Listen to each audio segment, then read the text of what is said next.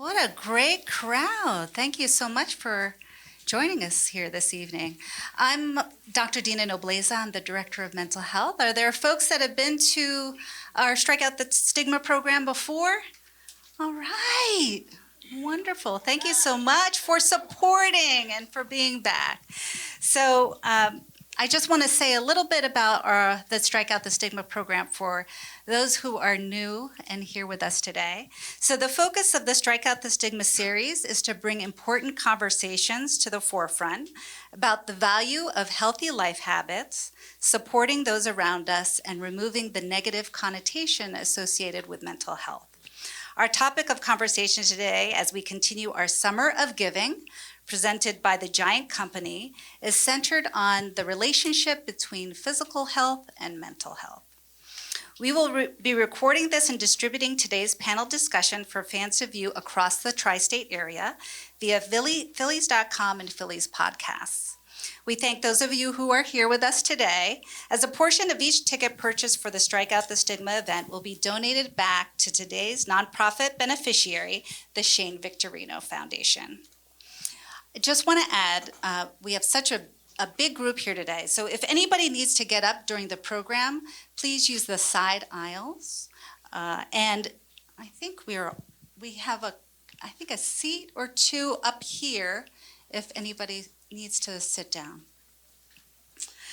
So we're really lucky to have an incredible panel with us this afternoon. So let's meet them. So first off, I'd like to introduce my co-host this evening. Please welcome mental health counselor for the Philadelphia Phillies, Antonio Cordero.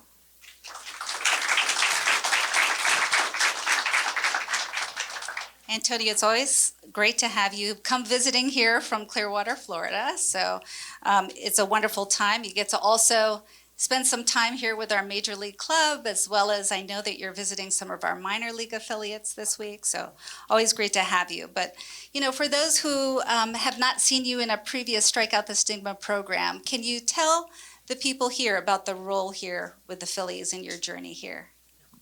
Of course. So good afternoon, everyone. Thank you so much for having me here. I'm a licensed mental health therapist. I work for the Phillies, and along with Dr. Nobleza over here, essentially see every player in the organization who wants to be seen. Essentially, that means 8 teams for us all to take care of. That usually goes from the DR Academy all the way to the Major League team. I am based out of Florida, so essentially that means that I have to travel a decent amount to just check on players and be there for whatever they may need. And again, right, we travel to the DR Academy, we travel over here to Philly, go to Reading, Lehigh, Jersey Shore, you name it, pretty much everywhere where they're at. So thank you for having me. Can you tell them a little bit about Phillies Caps and what that service provides? Of course. So both Dr. Nobleza and myself work at Phillies Caps. Essentially, that's the counseling department, and we take care of players' needs from, let's say, counseling services to any other type of potential services they may need, family-related needs, anything that we can essentially be of support of. Phillies Caps is there for them. I see we have a lot of kids here too. So just like you have in your high school or your school, you have a counselor. The Phillies have a counselor too. So we have 2 counselors here, me and Antonio, and that's what we do for the organization. So thanks, Antonio. Also joining us on the panel from the Phillies support staff, please welcome Assistant Director of Strength and Conditioning, Patrick Traynor.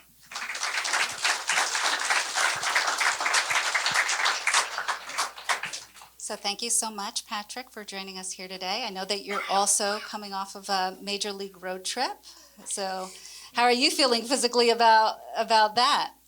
Very good. Rested up. I'm ready to go. Good, great.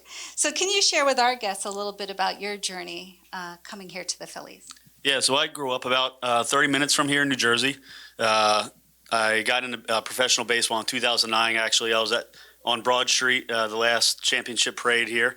So my first year in baseball was 2009, actually, with the Tampa Bay Rays, who the Phillies had just beat.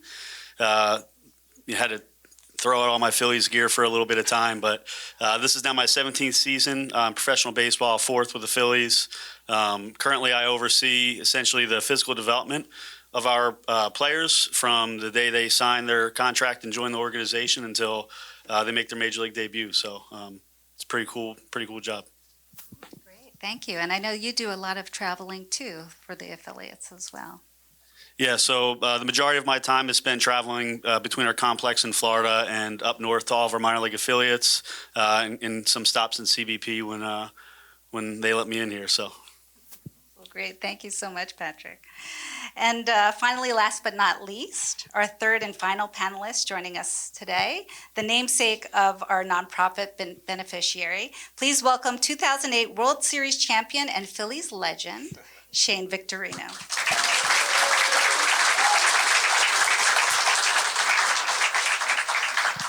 I suspect you're responsible for this big crowd today, huh? I'd like to hope so. So can you share with our guests about your journey that led you here to the Phillies? First of all, can I have a wave of the kids from the Shane Victorino Foundation, Nice Town Boys and Girls Club? This is awesome to see. Hello, kids. So a little bit about myself. I'm sure a lot of you kids weren't even around when I won that championship that he talked about, 18 some odd years ago. But I grew up on the island of Maui. Just a little boy with a dream of being a professional athlete. What sport was it going to be? I didn't know. But I always told my parents from a young age that that was what I wanted to do.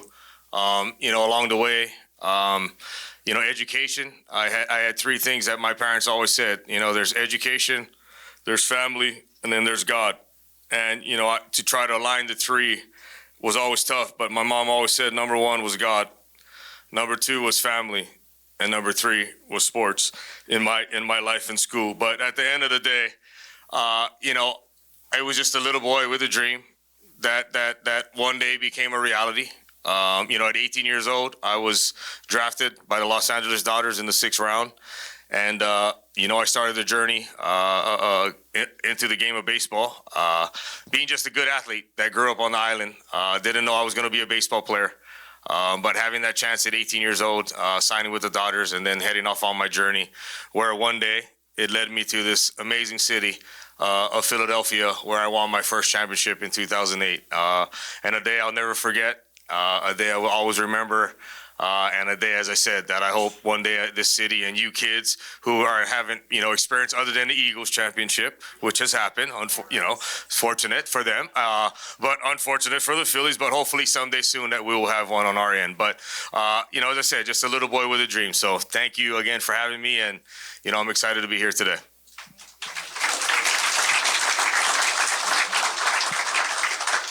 Yeah, thank you so much for bringing us a championship with your team. I'm just curious, I've talked to people from different parts of the country. I'm just curious about baseball in Hawaii. Is it a very popular sport? Is it a number one sport in Hawaii? It is definitely not the number one sport. Okay. I would have to say surfing and football is very big. Football is a very, very, very large sport. And then obviously there's actually a close third with mixed martial arts. I mean, that's another big one. But, as I said earlier, being a boy with a dream that made it a reality, I was able to, as you say, strike out the stigma. I was able to break the stigma and allow kids behind me to say that, yes, we can do it, and I think for me growing up, as I said, I didn't have a professional sports team. I grew up in the most isolated place in the world. People don't realize that when you leave any landmass and you head to the islands of Hawaii, you're 2,500 miles away from anything else. Mm-hmm. So if you have to turn around, wherever you are, so growing up and I didn't know that growing up there. I just grew up in, a beautiful place and, didn't realize how beautiful it was till obviously when I left. But when I looked at it, like I said, I was just, I wanted to break the dream, or that stigma of having some kid follow behind me. So baseball has become a very large and very popular sport. As I said, I was just an athlete. I didn't, baseball wasn't the sport that I was, yes, at 12 years old, I'm going to be the best baseball player. I was just a kid that was able to play sports. And we'll touch on it as, some of the questions come up about and why I played sports ultimately as a kid. Great. Thank you so much. So, Patrick, first question for you. How do you integrate mental health and mental skills into physical training regimens with players? Yeah, so I guess I'll say first and foremost, I'm surrounded by elite level experts and practitioners in the field that I'm able to work with and learn from and collaborate with. So anything health and wellness, ultimately, I view as a really holistic approach, and I don't think there's any separation between the two. When I was younger in my career, everything was more about, what can we do in the weight room or out in the field to get better. And as I learned more and more, really it was a lot more about the lifestyle hygiene is what I'll call it. The athletes' sleep, fueling strategies, how they cope with stress, their light environment, how much are they outside, outdoors in the sun. There's a lot of different variables that go into it. So ultimately, I think the two are tied hand in hand because from what I've seen, you're not going to exercise your way out of poor diet, poor sleep programs. I think those are first and foremost some of the number one things that need to be addressed. And I think ultimately, again, the resources that we have working together, whether that be collaborating with one of our other departments, if there are, some areas that are more mental health related, or if it's, something that we can help with guys getting better sleep routines.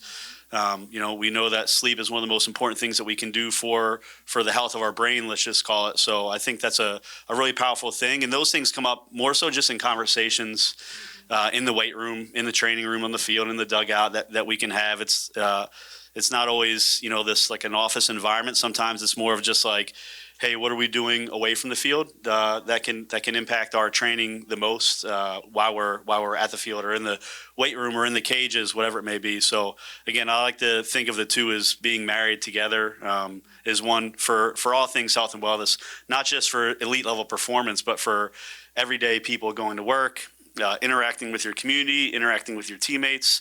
So I see them all as one.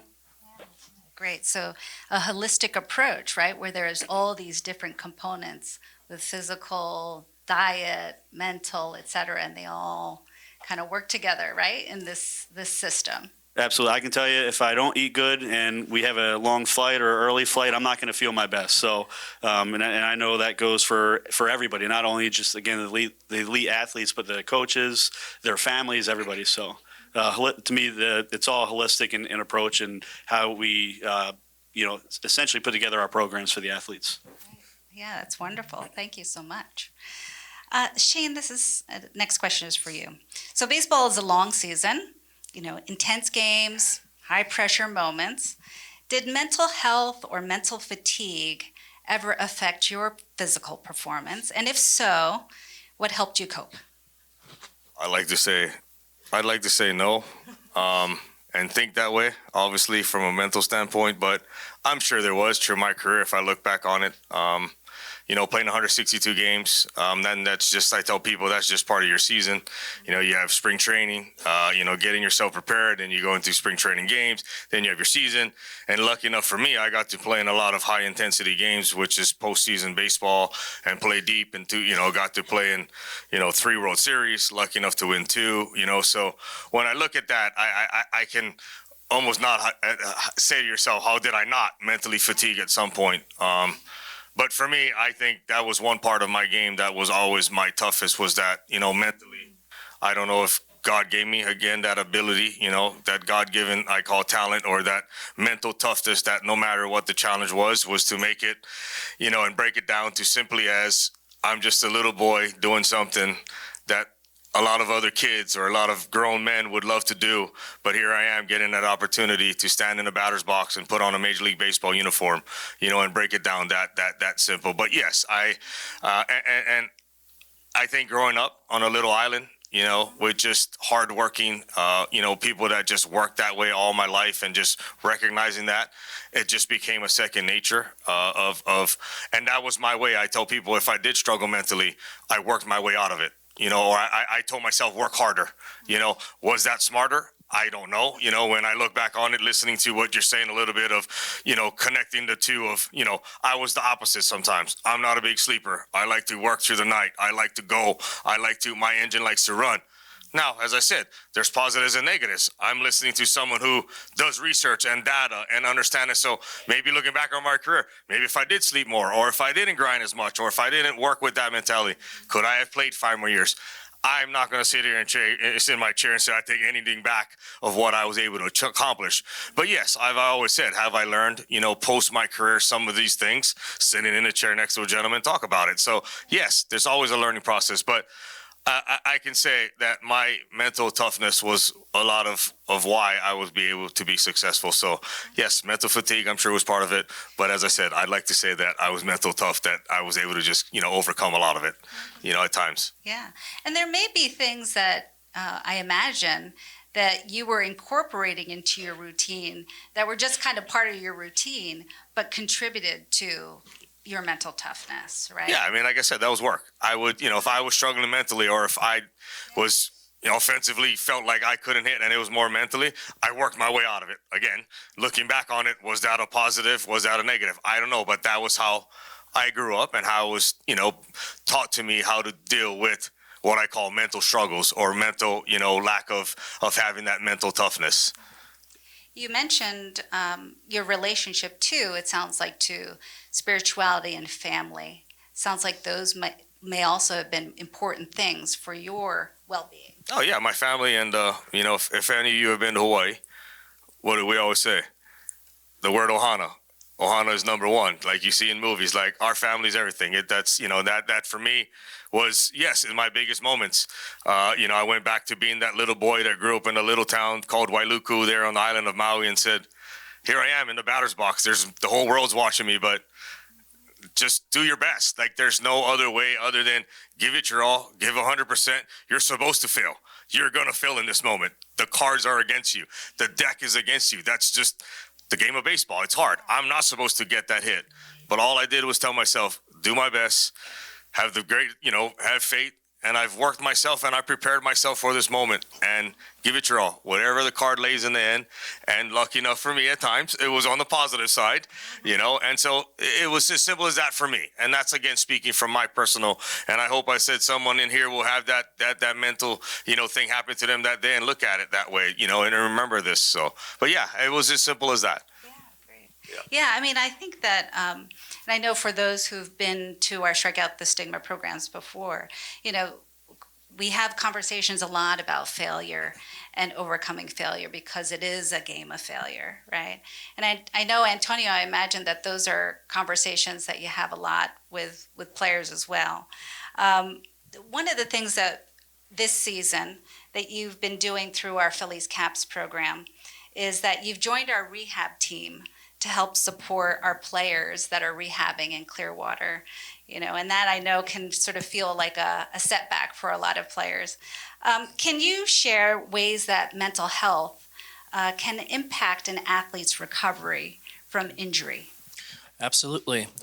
So yeah, the journey of, let's say, coming back to playing after getting hurt can be one that can be, let's say, really isolating for a lot of players. It can also be unexpected. It can be really uncertain.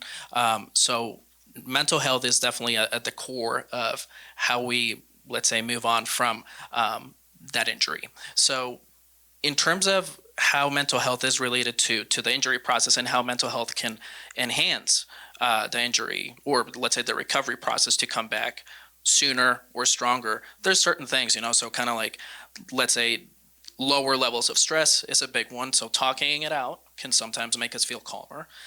It can also make us feel, let's say, like there's an actual solution, and there's a lot of what we do in the, let's say, in those conversations related to that, celebrating victories, normalizing that there may be some worry, some uncertainty. That's all part of the process. And also, I think making the players feel like they're not alone, that's super important as well. There's also other factors, kind of more biological ones related to talking it out can sometimes make us feel, or it can actually, let's say, improve our quality of sleep.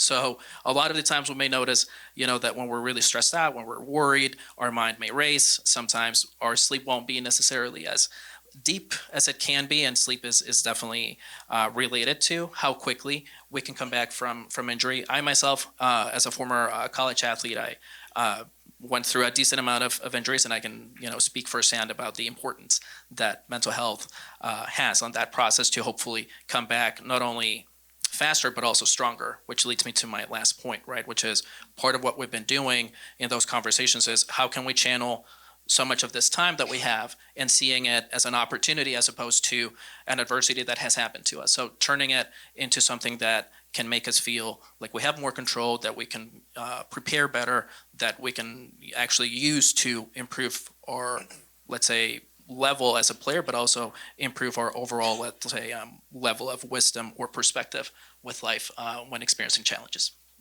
Yeah. Great. Are there a couple of when you see rehab players and maybe they say, "Hey, Antonio, what should I be doing to improve my recovery?" Or what do you recommend that I do that, top 2 things, 3 things? What are some things that you recommend?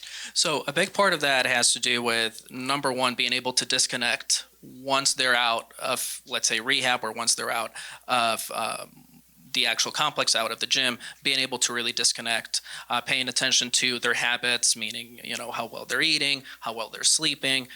Routines are super important. The other part that we also encourage them to do is to have a really strong sense of connection with people, with families, with their friends. Those are super important things. One of the other parts is the mindset part, right? Which is, how are you approaching this process? Can you interpret this happening for you as opposed to happening to you or against you? So we do, I think, drill that part related to the mindset significantly to hopefully strengthen them to come back. Great, yeah. I love that. And I think there are things too that we can apply, whether we're athletes or not, right? So mindset, positive mindset, growth mindset is good for all of us. Routines, structure, especially when we're not, when we're struggling or not doing as well. Social connection, like these are all things that we can take home. Sleep, right? Sleep especially. Right. So wonderful. Antonio, I'll send things over to you now for our next couple questions. Awesome. Thank you, Dina. Shane, this question is for you. You've openly discussed growing up with ADHD. Can you share with our audience a bit more about that experience, including its impact on your athletic journey and specific strategies you used that were helpful for mental focus? So going back to what we said earlier of sports, as a 5-year-old kid, I got a call. Well, not I. My parents got a call from the school that I was attending, and they had said that 5 teachers are wanting to leave the school because of a kid that they just couldn't control.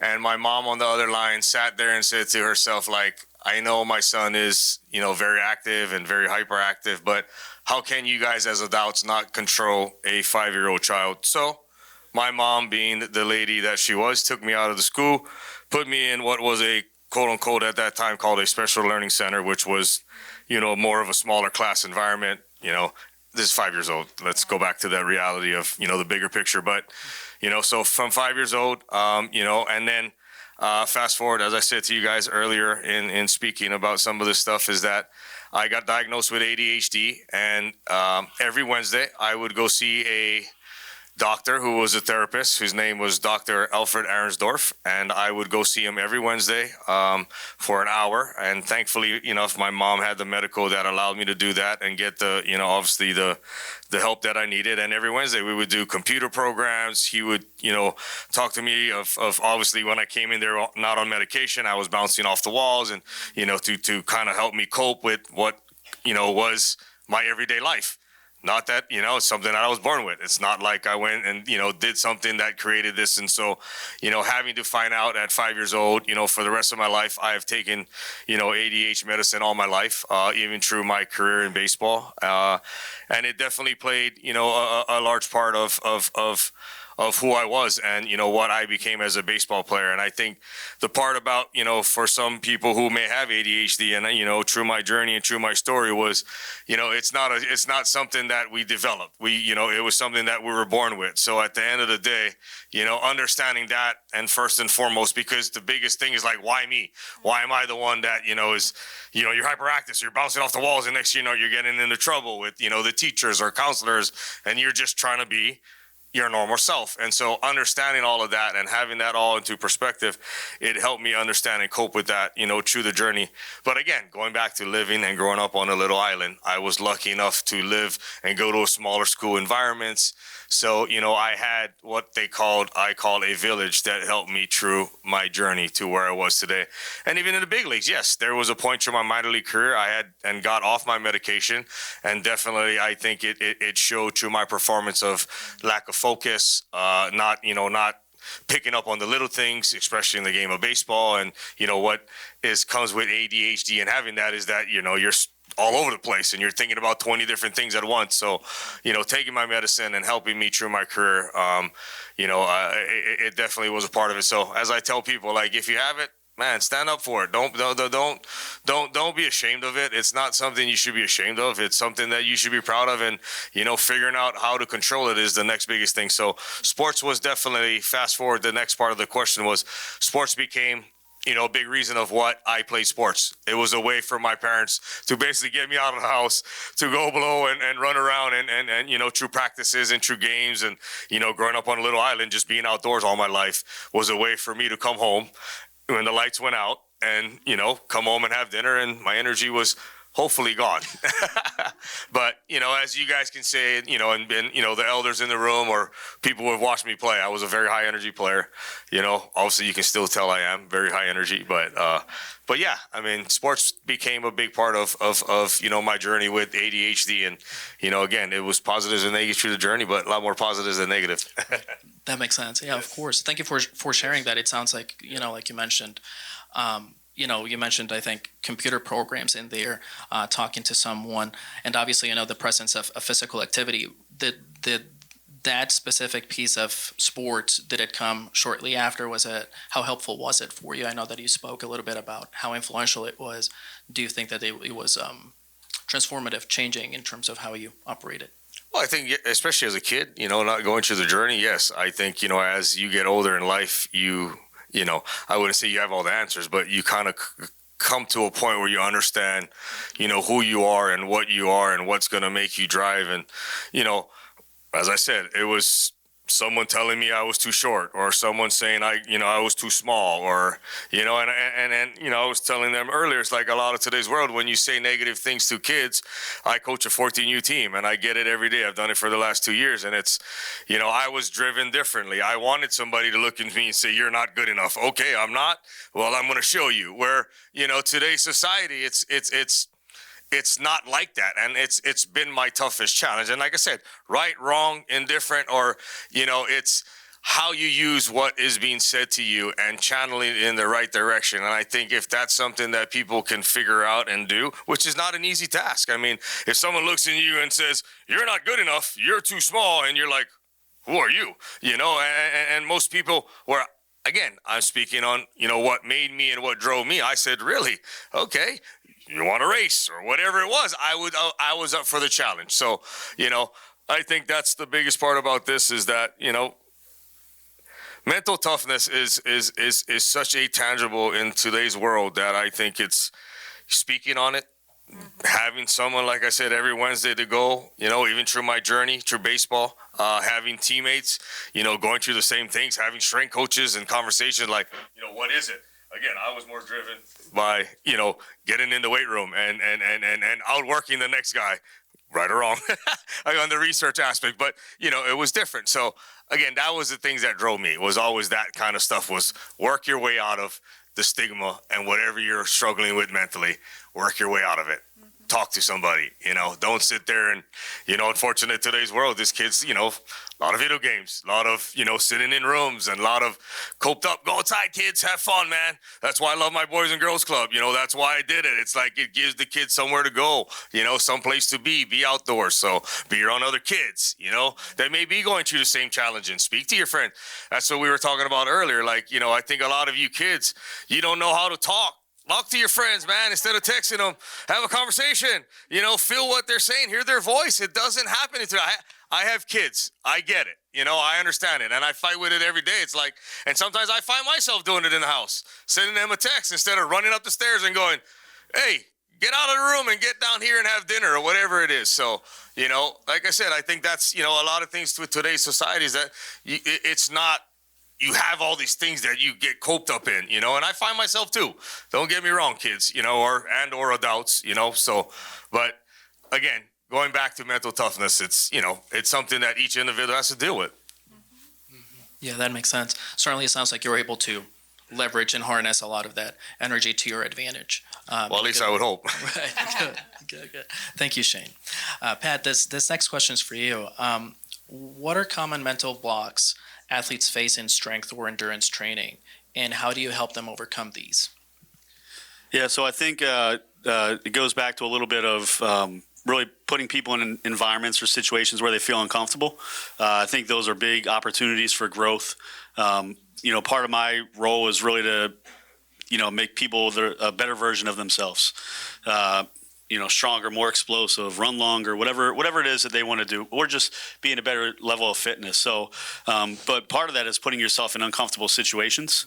I think that's part of, you touched on it a little bit with the rehab. These are things that athletes go through where sometimes you get in an environment where, you're comfortable with where you are. And unfortunately, if you don't possess like the elite level skill sets, people are going to pass you. So I think having a little bit of drive to be able to push past those types of blocks and challenges. Those are a lot of things that come up in our environment. Sometimes guys may not be the best in strength, feats of strength or speed. So maybe they're a little bit more timid to come in and challenge themselves in those things because of, again, a lack of the drive. They see somebody next to them lifting more weight and maybe it intimidates them a little bit more. And this is, again, it's unfortunate that not everybody always rises up to the challenge, but that's what we try to put them in uncomfortable positions to challenge themselves. So eventually, one, they become better versions of themselves. And then when they're playing the game, they're playing at a higher level. They're able to showcase their skill sets at a higher level. Again, like whether that's running faster, hitting the ball harder, throwing harder, or just staying healthy and playing more games. So I think, again, going back to the mental blocks more so come from the the willingness to get outside of their level of comfort. So I wish I had every player like that, actually. Gotcha. Okay. So in terms of everything that you're saying, it sounds like discomfort plays a huge role into, let's say, how you approach your work with players. Yeah. How easy is it to get a player to buy into that framework? I think that's, again, in today's landscape, it's very different from person to person. Some guys you can nudge a little bit more. I'll keep it clean, some trash talking, but in other environments, sometimes you need that guy to get into a little bit more of like an individual session, one-on-one, where maybe there's not as many threats, at least to start until they get comfortable. I think those are usually the steps. It's really approach on an individual level. Know your athletes, know who they are as a person. How you can communicate with them. Some people you can communicate a little bit more roughly with than others, or abrasively. Some you need to be a little on the softer side. But ultimately, it's meeting those who they are as individuals and trying to find a way to nudge them a little bit again out of their comfort zone.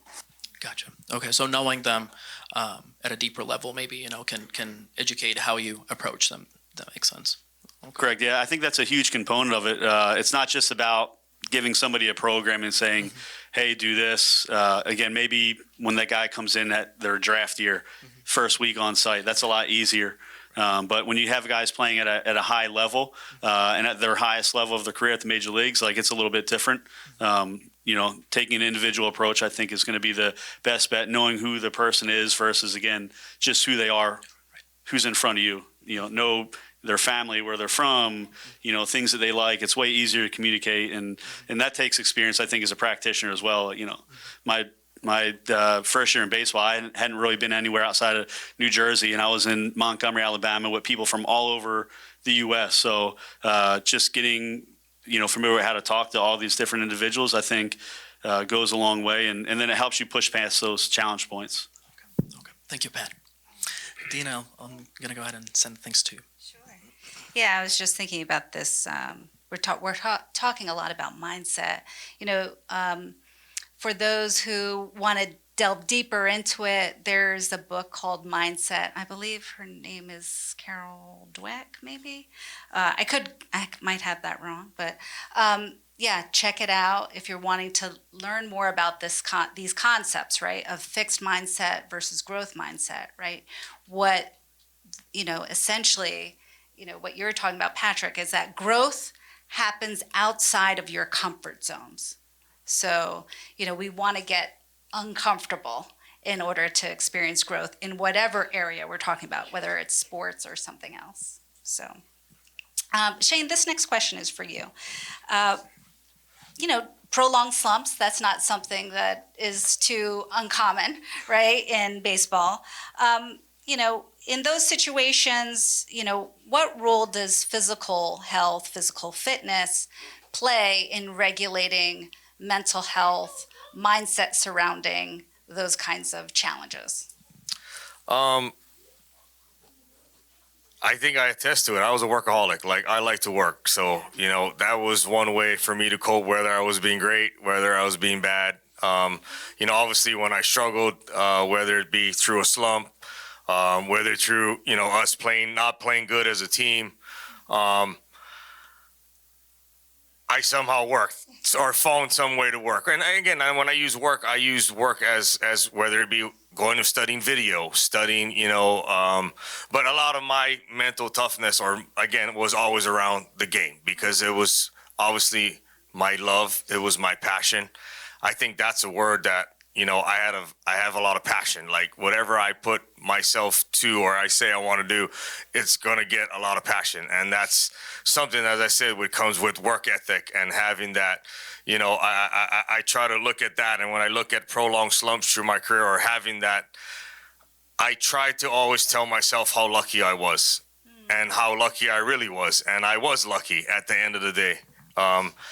Being away from the game more and understanding it as I get older, now being 45, 10 years plus removed from actually playing my last baseball game as a Major League Baseball player, I understand how lucky I was. So I think that's where a lot of that question, or when I look at those kind of things, I always told myself how blessed I was and how lucky I was to be there. So to struggle mentally, to look at it that way. And again, I guess maybe go back to, like you said, my family, my upbringing. My parents instilled in me at a young age, someone always got it worse than you. If you think you've got it worse, take a walk down the street, pick up the newspaper and look at that, and understand that you don't really have it that bad. I was also taught not to be self-centered. I don't know if that was because of where I was and where I grew up, but my neighbor was way more important, or my family was more important than me. If my brother and I had to fight for our last meal, which at times there was when we were kids, my brother would get it versus I, because he was the elder. And so I think a lot of my life experiences, when I look at these kind of moments and I say to myself, a prolonged slump, I'm 0 for 50, I'm struggling. Am I really struggling? Or am I really lucky? And that I should understand that more than looking at the negative. So I don't know if that's just because maybe I'm a positive person, but I always, as I said, it's hard to say it this way, I strove on negativity. I wanted someone to be negative to me, which again, most of the world doesn't work like that. They crawl into a hole, or they take it in a negative way, where I always use negativity as a positive. Because positivity, there's a lyric in a song, you never see a happy man crying, right? A happy man never cries, you know. And when I heard that in a song, I was like, man, that's so true. Like, so if you're happy, you're probably never going to cry. You know, yes, emotions and negative things or a loss in your family or things like that, an experience in your life. Yes, those will bring that. But again, I always understood how lucky I was and how blessed I was. So I always try to use that in those kind of moments, going back to that. So I never tried to tell myself that I ever was in a slump or I struggled. Did it happen? For sure. Yeah. Well, I think, you're talking about mental toughness and, I think there are things that, as you're describing, whether that's qualities of yourself, things that you learned from your family that helped you to be tough. And gratitude, I think, is one of these things that we will often talk about, with folks or players when, right, they get into a space or a mindset which sort of brings them down, right? But gratitude is a wonderful example of things, a technique that can help all of us, especially when we're sort of feeling in a stressful place, and that comparison, what you were talking about, our tendency sometimes to compare our situation with someone less fortunate, is something that does help us to feel some experience of gratitude or maybe even awe or inspiration to help us go through some difficult, periods of time. I know that one of our future programs of Strikeout the Stigma will be on social media, but I think that's one of the dangers of social media sometimes is that we have this perception that everything and everyone is doing, has this picture perfect kind of lifestyle when, that's not accurate, but we're comparing ourselves to something else that seems way better, higher, flashier, etc. And then that leads our well-being to go down the tube. So these are things that, we need to think about, especially for kids in the audience where, again, social media is not all bad, but I think we have to balance things. Just like everything else in life, it's all about balance. So thank you, Shane. Next question for you, Antonio. How do you approach conversations about mental health when athletes are reluctant to open up? Yeah, great question. So I think a big part of how both you and I operate in the organization is always making sure that we try to express genuine interest. I think with players and with human beings, showing genuine interest in their lives can go such a long way. So typically I try to lean in that interest, but also that presence, being there, showing up. And we can think about the same example in our personal lives with friends, with family members, showing interest and being there, right? Those are two huge parts that come into play. Then once a player is, let's say, we have more of a relationship, I think a big part of the message is understanding that mental health is just as important as physical health, right? So they're all part of our health. So for example, you want to make sure that you do better, not only while you're playing, but also outside of life, or maybe let's say you're stressed, it's been proven scientifically, right, that being more stress can increase your risk of injury. Talking to someone can also be helpful to reduce that type of stress. It can also, let's say, increase our ability to make better decisions as well, and that's also been proven. So I think we try to use different items in there to our advantage, and ultimately it has to do with just how much we're showing up. And I think expressing an interest not just in how they're playing, but in all parts of their identity as a human being. That's super important. Thanks, Antonio. I think those are similar messages from Patrick too, right? It's about sort of the connection that you make with players and making sure that you're there and really understand them from all sides, Patrick, question for you. How do you encourage elite athletes and everyday fans to see mental fitness as equally important to physical fitness? Yeah, I think kind of going back to what I touched on earlier is really seeing them as not being separated, and they all, everything health and wellness all comes together as one. You're not going to, like I said, you're not going to exercise your way out of poor routines or habits. And there is no magic pill. You have to put in the work. I think that's ultimately, at the end of the day, something that I think gets missed with the information era today. There's so much new things coming out. It's, look at this. It's attached to a product. I think ultimately, putting in the work and viewing all these things as being a single entity.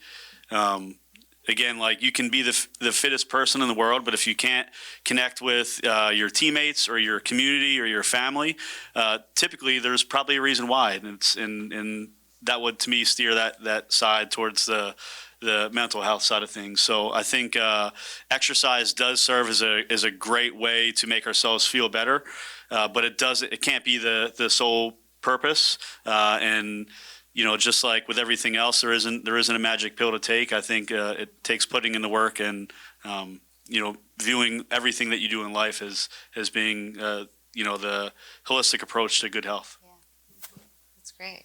Yeah, coincidentally, just a couple months ago, I attended the American Psychiatric Association conference, and the whole theme was lifestyle psychiatry.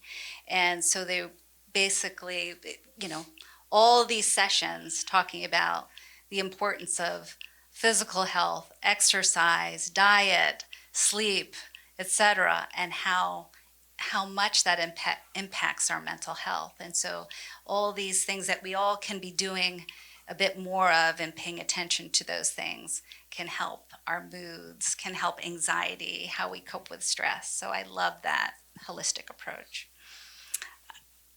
Shane, this next question for you. You spent 8 out of your 12 seasons in the MLB here in Philadelphia. Can you share with our guests a story or memory from your time in Philadelphia where a teammate or a coach provided you with helpful advice? Every day. Sorry, every day. Yeah. Wow. There was a moment, I know, in my career, I got called out by a teammate, and I played the game hard, obviously, and on this moment, I didn't run down the baseline or the base path. I jogged. I was having a bad game, and not going to mention names, but he was our second baseman, and I respected him dearly. And so I remember I come back from jogging down to first base, and what happened was the guy at shortstop bobbled it, and if I had run, I probably would have been safe. But like I said, I was being a mental, fart that game, obviously having it. So going back to the moment of when I look back on my career, did it happen? Yes. I come back to the dugout. Chase is standing there. I will say his name now, and he looks at me and he goes, "Don't you ever jog to first base?" And I remember instantly snapping back and looking at his face, and I said, "Don't you ever jog to first base." And then I said to myself, like, I'm telling the guy that plays the hardest, that runs the hardest, that, just plays this reckless game of baseball, and I love him as a teammate. I'm yelling back at him. But it was a moment when I said to myself, not only does my teammate care about me, he cares about the team, he cares about the way we play, and I was a reflection of him. And so, because I didn't play the game the right way. So, that was a moment for me, as I said, mentally taught me that I have a bunch of other guys around me that are just as mentally tough and play the game one way and play the game the right way, that I better never, ever do this again. And so when I look back on that moment, it wasn't so much a grand, wake-up call, but it was a moment that said to myself, I'm being selfish. I'm being an individual player, which, again, that's far from who I am. Snap out of it and turn the page. And, what a lot of people fail to mention, and now that I'm thinking about this, is that, a lot of people talk about the game. A lot of people talk about, baseball. No one talks about life. No one talks about having a wife. No one talks about having kids. No one ever brings up this situation when a lot of these panels happen. It's all based around our careers. But what about a fight with my wife? Or what about my son walking, my son and I at home not having a good, conversation before I left the home? No one takes that into consideration. You just look at me as this baseball player that's supposed to put on this uniform and perform. So when I look at that, and I look at just the so many things that leads to not just mentally being the game of struggling and being baseball, but life in general, that was a moment that said to myself, not only did I take it selfishly there, that I was probably acting like that at home. I was probably acting like that with my kids. I was probably acting like that with my, the rest of my colleagues, where there'd be a guy after the game wanting an interview. I was angry. I was being selfish. So again, that moment taught me in that moment that it's again, looking back and saying how lucky I am, how blessed you are. Play it one way and play it the right way and run hard. And so, yes, there was definitely that moment, or one of my moments that I remember a teammate, what I call check me, and put me into, made me realize what was happening. So it does happen. Yeah. And I imagine it's your Ohana at work. 100%. Yes, that's my family. People don't realize I spend more time with my teammates than I did my own family. I would get to the park, 11, 12 o'clock, which I don't think today they do, but I used to get here by noon, and I would leave and go home probably at midnight or whenever a game was over, probably an hour, 2 hours after that. But people only see the 7 to, when I take the field. But, in our generation, they were my family. I spent a lot of time with those guys and individuals, and, whether it be my coaches, whether it be my teammates, therapists, or, mental tough coaches, whatever was around. I mean, they were definitely my family.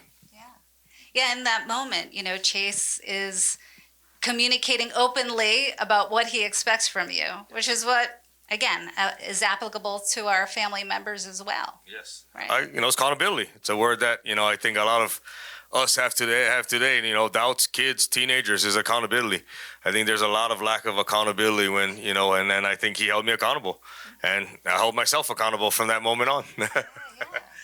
That's what we hope for from our Ohana, right? Yeah. Is that they keep us accountable to each other, right? One final question before we let our terrific panel depart.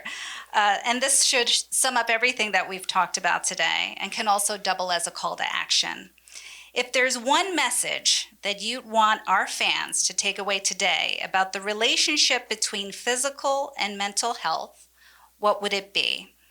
Antonio, we'll start with you, followed by Patrick, and then finish with Shane. I think a big part in here has to be with understanding that mental health and physical health, they're all part of health as a whole. So when you protect one, you're naturally also protecting the other. With that said, make sure that you're intentional in your protecting of that. So physically it has to do with rest, nutrition, protecting, let's say, your exercise. And then with mental health, it is very much still there. So when one of those is imbalanced with the other, it'll have an effect naturally. So let's say that you're feeling worried, you're feeling down, things of that sort. It may come with difficulty sleeping, body aches, feeling fatigued. Same thing with your body, right? If something is off with your body, naturally you're going to start feeling worried. You may feel down, things of that sort. So be balanced in how you protect both of those with intention, focusing also on being kind to yourself. Love it. Yeah, so I'll start. I think number one, get outside, get in the sun, get in nature. Exercise and health and fitness isn't always a gym membership. Find your play. Find something that you enjoy to do, whether that's walking, hiking, playing basketball, doing yard work, gardening, anything along those lines. I know we early in the off season we tell our players during a rest period, if you feel like you need to do mobility work, but you hate yoga, don't do yoga. Find something that you enjoy to do. So get outside, get in the sun, find your play, and then have a community that uplifts you and supports you in all the things that you like to do. So, yeah. Thank you. Wonderful. I've definitely learned tonight. For me, I think I go back to that something my parents and my family taught me was work ethic. Being outdoors. Have a conversation with your friends. Have a conversation with your family. I don't think we do that. And as I said, I'm speaking as a father. I'm not just speaking out of blabbering on my own mouth. You know, I experience it every day with my own kids. I got a 14-year-old son. I have an 18-year-old daughter. You know, the 14-year-old and I, conversations are, you know, it's not like I remember calling my father every day, you know, my whole life. Sometimes I go a day without speaking with him. And I think there and I say to myself, man, you know, why am I not talking to my son? I'm talking to everybody else. I'm texting, you know. So when I look at that and I say to myself, like, engage with your parents. They have all the knowledge. I know you think they don't, and they're your parents. They're the worst. They don't know nothing. Trust them. They've brought you onto this earth. They're there for you. They've walked the earth. They want to give you the most. And, you know, as a parent, I want to give my kids the best experience and help them to be the most successful they can be in life. So kids, if there's one thing you take away from here, trust your parents, talk to them, have a conversation, trust them, okay? And then as adults, you know, you as them, keep instilling them in them. Take this away from them sometimes. Push them out the house, you know, get them out there. Yes, I know it's not a safe world out there. It's not the world that I got sent to in the 80s and the 90s where come home and the light went out. You know, as I said, literally I was outdoors till the street light was going out. If I didn't go home by the time the street light was done, I knew what was happening. So when I looked and said the street light's going out at 6, I looked at my clock. I said, I better get going. You know, I think that's, again, a testament to what he said. Get outside, get into nature. Get out there, say hi to the neighbor, say hi to the guy down the street. We don't do a lot of that anymore. You know, love your neighbor. So if there's anything that I can say, thank you guys for having us. I've enjoyed myself. I hope there's something you guys take away from here that makes you better in this world. But again, thank you guys. And, you know, it's great to see faces like you guys here to listen to and try to get better in life. So thank you.